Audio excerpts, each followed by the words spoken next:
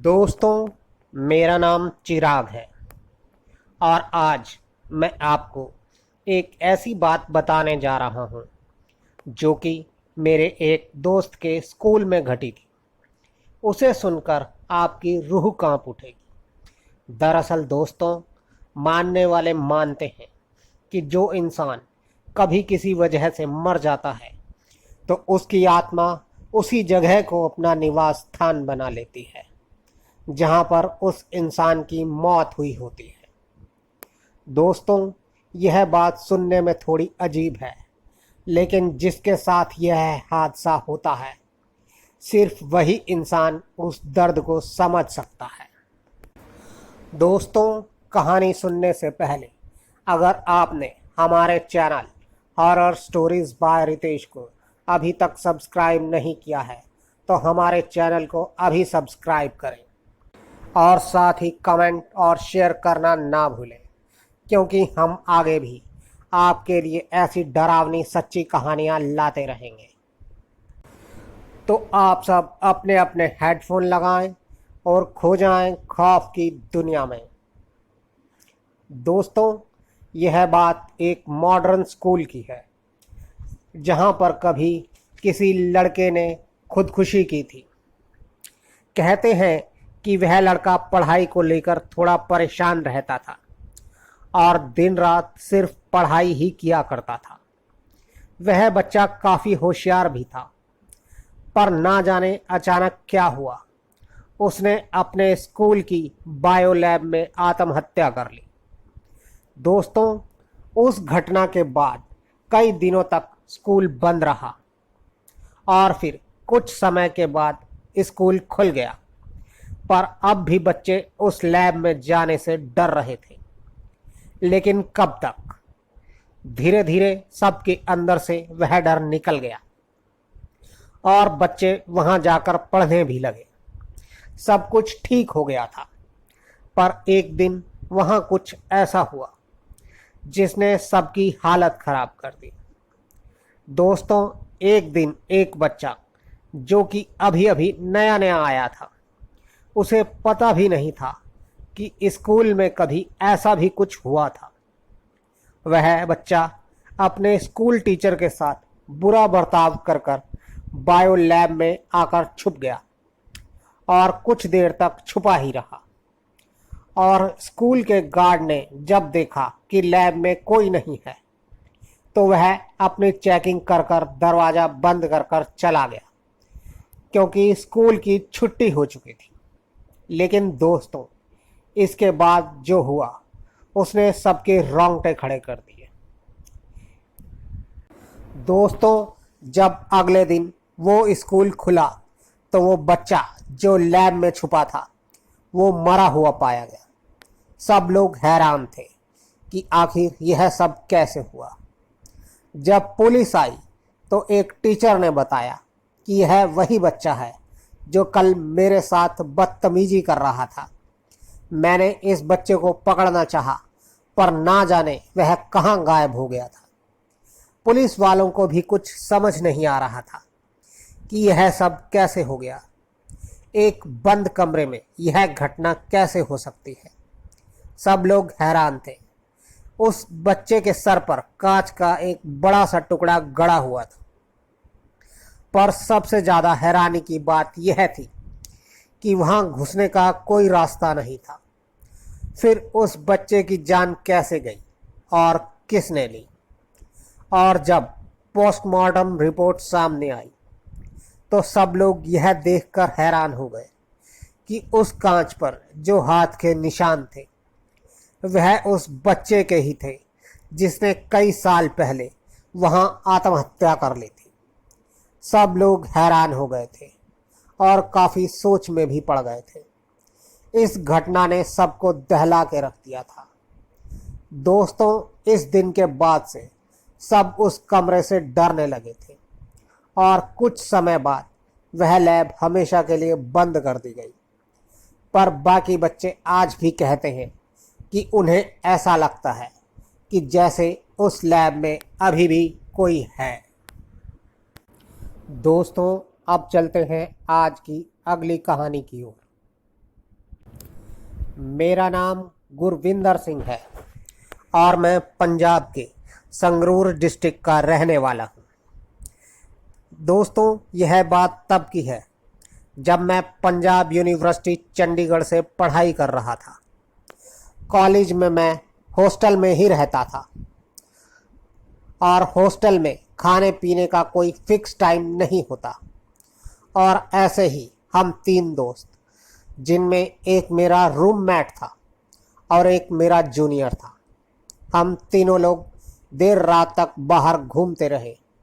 और फिर जब हम हॉस्टल आए तो रात के 12:30 बजे का टाइम हो रहा था। हमें भूख लग रही थी और इसीलिए हम खाना खाने के लिए यूनिवर्सिटी के सामने बने एक ढाबे पर खाना खाने चले गए।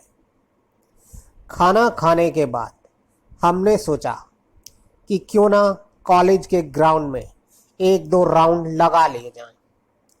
वो ग्राउंड बहुत ही बड़ा था। हम लोगों ने बात करते करते उस ग्राउंड के 2 राउंड लगा लिए और जब हम थक गए तो हम ग्राउंड में ही बनी लकड़ी की सीढ़ियों पर जाकर बैठ गए। वो सीढ़ियाँ ठीक एक पीपल के पेड़ के नीचे बनी थी। वहाँ बैठे बैठे हम लोग आपस में बातें कर ही रहे थे कि मेरा दोस्त बोला, मुझे बहुत ज़्यादा गर्मी लग रही है। हम हंसने लगे कि दिसंबर के महीने में तुझे गर्मी लग रही है, लगता है तू पागल हो गया है। पर तभी मेरा दूसरा दोस्त बोला, यार मेरे तो रोंगटे खड़े हो रहे हैं, यहाँ पक्का कुछ गड़बड़ है। मैंने आसपास देखा पर मुझे कुछ भी ऐसा दिखाई नहीं दिया। लेकिन फिर जैसे ही मेरी नज़र उस पीपल के पेड़ पर पड़ी, मैंने देखा कि एक औरत जिसके बाल खुले हुए थे वो ऊपर पेड़ पर बैठी हम लोगों को देख रही थी। मुझे उसका चेहरा तो नहीं दिख रहा था पर उसकी सफ़ेद आंखें चमक रही थी। उसको देखकर मैं इतना ज़्यादा डर गया कि मेरे मुंह से आवाज़ तक नहीं निकल पा रही थी। लेकिन फिर मैं हिम्मत कर कर चिल्लाया कि भागो यहाँ से। और फिर हम लोग तेज़ी से उन सीढ़ियों से उतरने लगे। लेकिन हम जैसे ही सीढ़ियाँ उतरने लगे, हमें लगा कि जैसे कोई ताकत हमें रोक रही है। मैंने अपने जूनियर की तरफ देखा तो पाया कि उसकी आंखें पूरी घूम चुकी थी, वह सफ़ेद हो चुकी थी। वो हम दोनों से बोला, तुम लोग जाओ, मैं यहीं रुकूंगा, मुझे यह जगह बहुत ज़्यादा पसंद है। मैंने तभी अपने भगवान का नाम लेना शुरू कर दिया और फिर हम लोग उसे अपने कंधे पर उठाकर वहाँ से भागने लगे। पर हमसे आगे बढ़ा ही नहीं जा रहा था। ऐसा लग रहा था कि जैसे हम सपने में भाग रहे हों, बिल्कुल स्लो मोशन में। पर धीरे धीरे हम लोग उस ग्राउंड से बाहर निकल गए। लेकिन बाहर जाते ही मेरा दोस्त, जिसकी आंखें उल्टी हो गई थी, उसका वज़न बहुत भारी होने लगा और फिर वह इतना भारी हो गया कि हमारे कंधों से नीचे गिर गया। वो आंखें बंद होने के बाद भी बोले जा रहा था कि तुम लोग यहाँ से चले जाओ, मैं यहीं रुकूंगा। वैसे तो हमारे कॉलेज ग्राउंड में देर रात तक स्टूडेंट घूमते रहते हैं, लेकिन उस रात शायद ज़्यादा देर हो जाने की वजह से ग्राउंड में कोई भी नहीं था। उस वक्त रात के करीब 2-2:30 बज रहे थे। हम लोग उसको उठाकर जैसे तैसे कॉलेज के मेन गेट पर लेकर गए। वहाँ पर हमें गार्ड्स खड़े हुए दिखाई दिए तो हमने उन्हें दूर से ही आवाज़ लगाई। वो गार्ड्स हमारे पास आ गए और फिर उन्होंने कॉलेज की एम्बुलेंस को बुला लिया। हम लोग पास के ही पीजीआई हॉस्पिटल में पहुंच गए। एम्बुलेंस में हम दोनों ही उसके साथ गए थे। हॉस्पिटल पहुंचकर डॉक्टर ने उसे चेक किया तो बताया कि इसकी पल्स तो बहुत ज़्यादा तेज़ चल रही है। ये बहुत ज़्यादा सीरियस है। तुम लोग जल्दी से इसके मम्मी पापा को बुला लो। और उन्होंने मुझसे कुछ पेपर भी साइन करने को बोला।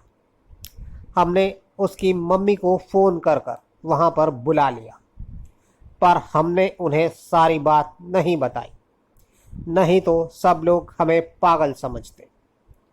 बस हमने उनको यही बताया कि राजविंदर की पल्स बहुत तेज़ चल रही है और वह बेहोश हो गया है। उसका घर हॉस्पिटल से 2 घंटे की दूरी पर था, लेकिन रात को ट्रैफिक ना होने की वजह से वह लोग 50-60 मिनट में ही वहां पहुंच गए। हॉस्पिटल पहुंचने पर उन लोगों ने हमसे बोला कि रात बहुत हो रही है, तुम लोग भी जाकर रेस्ट कर लो। तो अब हम संभाल लेंगे, पर हॉस्पिटल जाने के लिए हम लोगों के पास कोई कार या बाइक नहीं थी, तो हम लोग पैदल ही हॉस्टल जाने लगे। जब हम लोग कॉलेज पहुंचे तो हमें वहीं सिक्योरिटी गार्ड दिखाई दिया।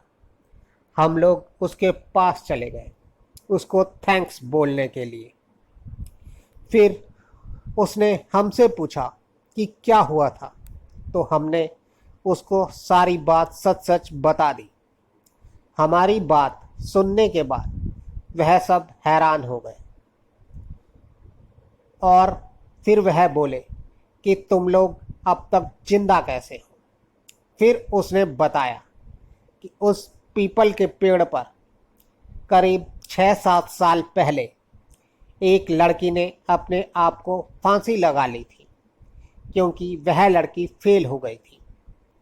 कुछ देर बाद हम लोग अपने रूम पर गए और जाकर सो गए और अगले दिन करीब 1 बजे उठे और उठते ही हमने राजविंदर की मम्मी को कॉल किया और उसका हाल चाल पूछा। तो राजविंदर की मम्मी ने बताया कि उसको डिस्चार्ज कर दिया गया है और वो लोग भी अब अपने घर आ चुके हैं। आंटी ने बताया कि जब से वह लोग घर आए हैं, राजविंदर अचानक से डर जाता है। उनकी बात सुनकर हम लोग भी राजविंदर के घर पहुंचे और आंटी को सब कुछ सच सच बता दिया।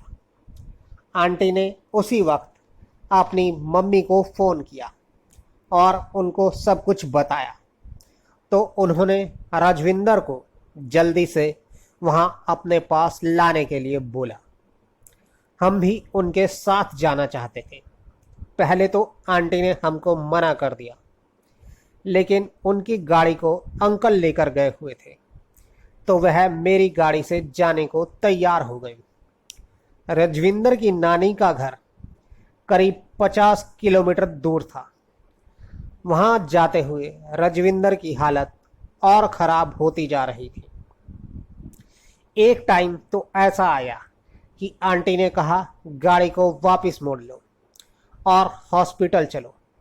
तो हमने उसकी नानी को फिर से फ़ोन किया, तो उसकी नानी ने कहा कि आप लोग ऊपर वाले पर भरोसा रखो और इसको चुपचाप मेरे पास लेकर आओ। जब हम लोग नानी जी के घर पहुँचे तो वह हमें पास ही में स्थित एक बाबा की दरगाह पर लेकर गई। हम दरगाह पहुँचे तो उस दरगाह के बाबा हमारे पास आए और उनको देखते ही राजविंदर ज़ोर ज़ोर से चीखें मारने लगा। बाबा ने उस पर झाड़ा लगाया और कुछ मंत्र फूके। फिर बाबा ने हमें उस कमरे से बाहर जाने को कहा। हम लोग बाहर खड़े सिर्फ उसकी चीखें सुन रहे थे और करीब 1 घंटे बाद जब हमने राजविंदर को अपने पैरों पर चलकर आते हुए देखा तो हमारी खुशी का ठिकाना ही नहीं रहा। हम उसके गले लगकर रोने लगे। उसकी मम्मी, जो कि अंदर कमरे में ही थी, जब हमने उनसे पूछा कि क्या हुआ था, तो वह बोली, तुम दोनों की वजह से ही इसकी जान बच पाई है। तुम दोनों इसको खींचकर ग्राउंड से बाहर लेकर आ गए थे। आंटी ने बताया कि कल रात उसी लड़की ने, जिसने उस पीपल के पेड़ पर आत्महत्या की थी, रजविंदर को इसलिए अपना निशाना बनाया था क्योंकि एक तो इसने खुशबू वाली कई चीज़ें लगाई हुई थी और दूसरा इसने मीट खाया हुआ था और तीसरा इसने उस पीपल के पेड़ के नीचे खड़े होकर टॉयलेट किया था और उसकी इस हरकत से वह लड़की बहुत ज़्यादा गुस्सा हो गई थी। आंटी की यह बात सुनकर हम दोनों बहुत ज़्यादा हैरान हो गए क्योंकि जो बात आंटी ने बताई थी वह बात हम तीनों के अलावा और किसी को पता नहीं थी।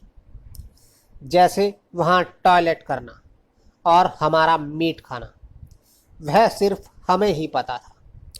और तभी बाबा वहाँ आए और बोले कि इस बार तो उस लड़की ने इसे छोड़ दिया है, पर अगली बार तुम तीनों में से कोई भी रात में उस ग्राउंड में गया तो उसका जिम्मेदार वह खुद होगा। फिर बाबा ने हमको भी एक तावीज़ दिया और बोला कि इस तावीज़ को तब तक पहनना जब तक तुम लोग उस कॉलेज में पढ़ रहे हो। और फिर उस दिन के बाद से हम लोगों के साथ फिर ऐसा कभी कुछ नहीं हुआ। दोस्तों, आपको हमारी ये कहानी कैसी लगी, कृपया कमेंट्स बॉक्स में ज़रूर बताएं। और अगर आप भी हमें अपनी कोई कहानी भेजना चाहते हैं तो डिस्क्रिप्शन बॉक्स में हमारा व्हाट्सएप और टेलीग्राम का लिंक है, जिस पर आप हमें अपनी कहानी भेज सकते हैं। हम उसे अपने शो में ज़रूर शामिल करेंगे। तो जल्द ही आपसे फिर मुलाकात होगी, तब तक के लिए गुड बाय। वो आंखें बंद होने के